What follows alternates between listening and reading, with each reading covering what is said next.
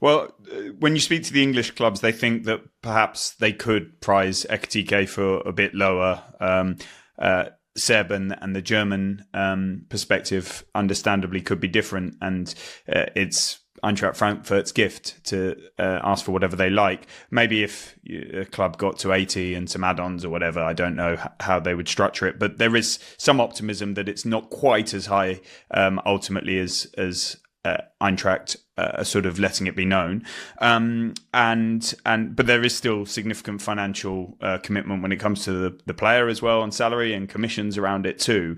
And many people asking the same question as you: how would Manchester United finance it? I don't know that they're going for him fully. So I think that's a bit hypothetical.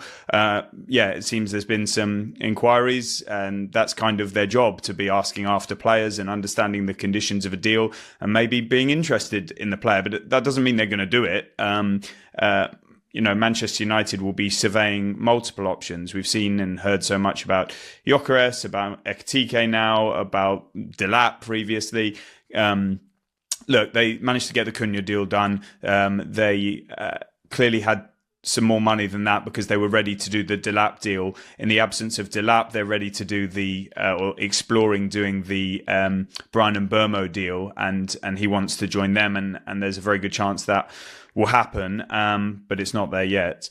And then afterwards, the impression you've got is that they'll need to sell. And so based on the success of sales, players such as Marcus Rashford, Jadon Sancho, Alejandro Garnacho, maybe a departure for Rasmus Højlund, whether it be loan or permanent, which would also free up squad space as well for a striker to come in.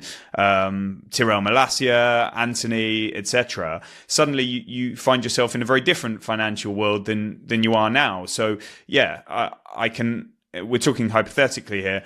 I can understand the concern about what Manchester United's finances are looking like right now and whether they would be able to fund a player like Ekitike now. But it might not be now that we're dealing with this sort of question. It might be further down the line as the summer progresses. They have the resources as a result of a number of sales, and they can push the boat out to pay a lot of money for a transfer fee, salary, commissions for such a striker. It doesn't mean that he will pick Manchester United if that happens, because we've seen that the likes of Chelsea and Liverpool are among the many admirers for Hugo Ekitike.